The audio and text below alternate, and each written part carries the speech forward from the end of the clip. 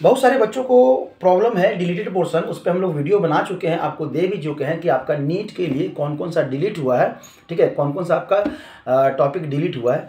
बच्चों में ये कन्फ्यूजन फिर से हम देखें कि जहाँ तक हमें लगा और वो पूछे भी हमसे कि सर क्वेश्चंस कैसे रहेंगे, अब क्या होगा। देखिए क्वेश्चंस कैसा रहेगा ये हमें आइडिया अभी नहीं है और कोई कोचिंग आपको आइडिया नहीं दे सकता है क्वेश्चन कैसा रहेगा, लेकिन इतना जान लीजिए आपका चैप्टर रिड्यूस हुआ है, आपका नंबर ऑफ क्वेश्चंस रिड्यूस नहीं हुआ है नीट वाले बच्चों के लिए। मतलब कि चैप्टर रिड्यूस हुआ है, मतलब अब कम चैप्टर में ही उतना ही क्वेश्चन पूछना है।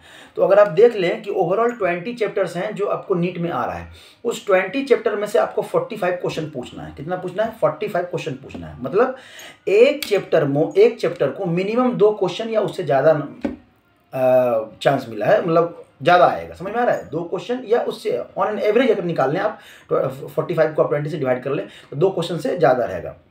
मतलब हर वो पोर्शन जो आप प्रीवियस ईयर का ट्रेंड देखिए, मेडिकल वाले ध्यान से सुनिएगा, अब हर वो कोई आप पहले से जो ट्रेंड चलता आ रहा था उस ट्रेंड्स को तो पढ़ेंगे ही पढ़ेंगे, प्लस आप एनालाइज कीजिए किस टॉपिक को पिछले 5 साल से नहीं पूछा गया है।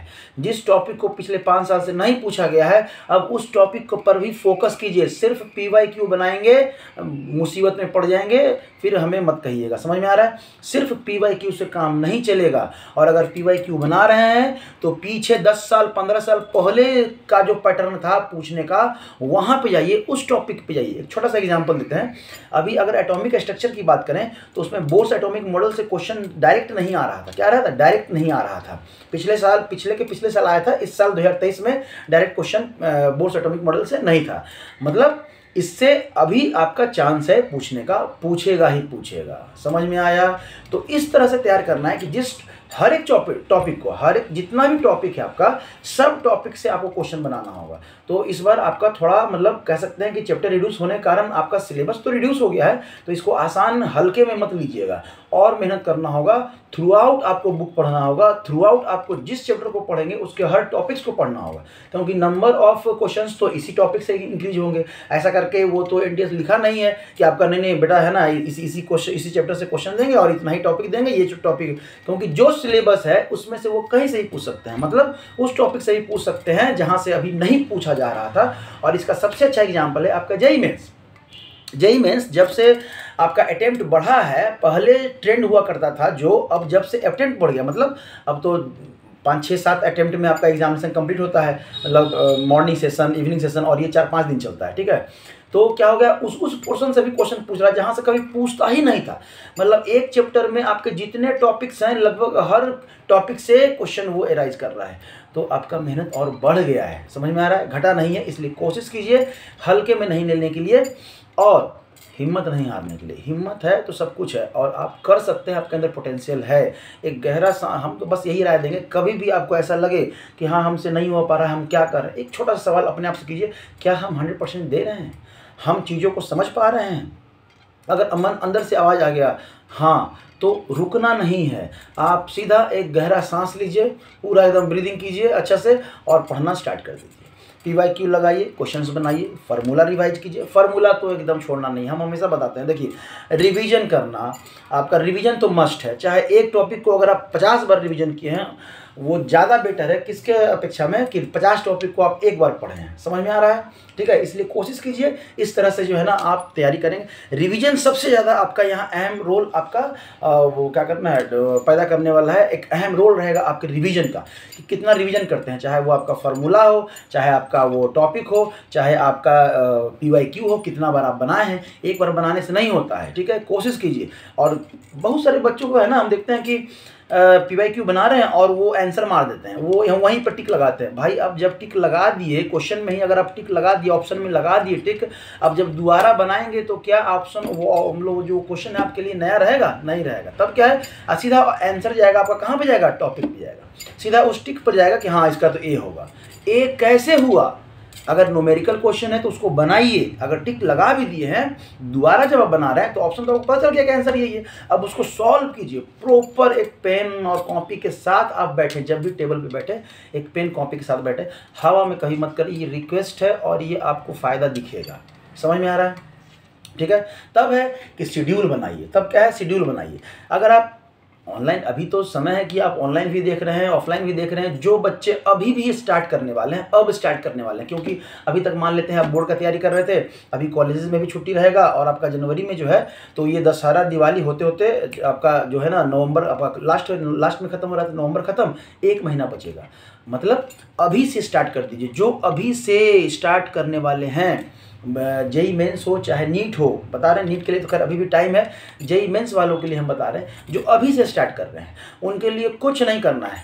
आप टॉपिक पढ़िए, एक पूरा फुल चैप्टर मत पढ़िए, कोई दिक्कत नहीं है, लेकिन कम से कम कुछ पोर्शन पढ़िए। जैसे अगर ऑनलाइन आप कुछ सब्सक्रिप्शन लिए या जैसे भी पढ़ते हो, ऑनलाइन पढ़ते हो, 2 वीडियो देखिए, एक सब्जेक्ट का 2 वीडियो देखिए। और जब 2 वीडियो देख लिए, चूँकि आपके पास नोट्स बना हुआ है, अब आप उस नोट्स को दोनों वीडियो देखने के बाद रिवाइज करें। समझ में आ रहा? बच्चे करते क्या है ना, उन्हें अभी लग रहा होगा ना क्या करे नहीं करे, इतना पढ़ना है उतना पढ़ना है, हड़बड़ाए नहीं। हड़बड़ाने से देखिए, हड़बड़ाने से नहीं होता है, ठीक है। आप प्रॉपर वे में आएंगे तब आपका हर चीज़ आसान हो जाएगा। आप 2 वीडियो देखिए या जो भी हो आपका लिए, अगर ऑफलाइन है तो आप एक चैप्टर को आधा पढ़िए, ज़्यादा नहीं, आधा पढ़िए, और उस आधे में क्या क्या फार्मूला है उस सारे फार्मूला को लिख लीजिए। अब अगले दिन जब आएंगे तो उस आधे फार्मूले से जितना रिलेटेड क्वेश्चंस है उन सारे क्वेश्चन को करने बैठिए। बच्चा क्या करता है ना कि आपका पढ़ा और तुरंत क्वेश्चन लगाने लगता है, तभी माइंड में तो तुरंत है वो लग जाता है, और बाद में आते हैं तो फिर हम लोग भूल जाते हैं। इसलिए हमारा एक राय है, ऐसे आप तरीका अपना अपना होता है, देखिए पढ़ने का होता है, किसी अपने तरीके को हम आप पे हम मतलब डाल नहीं रहे, थोप नहीं रहे। समझिएगा कि अगर आप आज पढ़े हैं उसको, उसके क्वेश्चंस को कल लगाइए, ताकि कुछ जो माइंड में स्किप कर गया तो वो आपको पता चलेगा कि हमारे माइंड से स्किप क्या किया। समझ में आ रहा है? तब उस पोर्शन पे दोबारा आप लौटिए और वर्क कीजिए। छोटा छोटा स्टेप लेंगे ना तो आपको ज़्यादा अच्छा रहेगा। जिस क्वेश्चन में फंसें, चाहे छोटा ही क्वेश्चन क्यों ना हो, उसके प्रॉपर थ्योरी को देखें, आलस नहीं करें। और आजकल तो है ना सीधा बच्चा लोग है ना नेट पे निकल रहा था, हाँ चलो गूगल कर लेते। भाई कन्फ्यूजन के लिए कभी भी गूगल मत कीजिए। सबसे पहले आप बुक पढ़िए, बुक में नहीं हो रहा अपना जो नोट्स है आपका वो नोट्स पढ़िए, इसके बाद भी नहीं हो रहा अपने टीचर से कंसल्ट कीजिए, इसके बाद भी नहीं हो रहा तब आप जाके नेट का सहायता ले सकते हैं। इसलिए कि जब आप बुक खोलेंगे अपने कन्फ्यूजन को दूर करने के लिए तो आप एक थ्योरी देखने बैठे हैं, उसके साथ आप 1-2 थ्योरी और भी देख सकते हैं, ये किससे किससे रिलेटेड है वो भी देख सकते हैं। समझ में आया?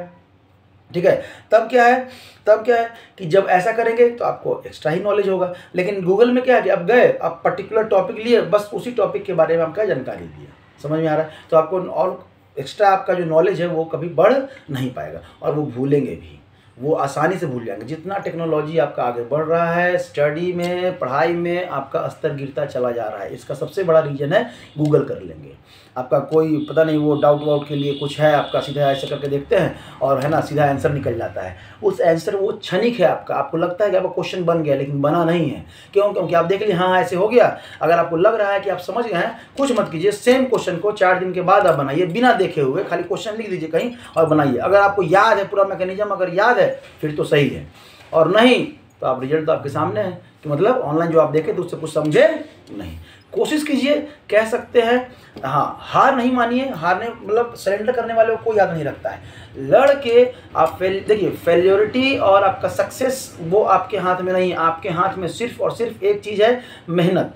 आप मेहनत करने से मत हटिए। हाँ, मेहनत एक प्रॉपर वे में होना चाहिए, ठीक है। मेहनत तो मजदूर भी करता है और मेहनत एक जो है ना आपका मालिक भी करता है, जो भी हो, ठीक है। मजदूर का मेहनत और आपका एक इंजीनियर, सपोज एक इंजीनियर आपके घर में मेहनत कर रहा है, 1 घंटा वो काम किया, आपसे 5,000-10,000 रुपये लेके चला गया। मजदूर दिन भर वो 8 घंटा आपके यहाँ काम किया या 6 घंटे काम किया और आपके पास आप उसको कितना देते हैं? मात्र 500 रुपये देते हैं। मतलब क्यों? अगर मेहनत से सब कुछ नहीं होता है। मेहनत प्रॉपर वे में होना चाहिए, एक डिसिप्लिन के साथ होना चाहिए, तब जाके आप कुछ कर सकते हैं, ठीक है। Thank you.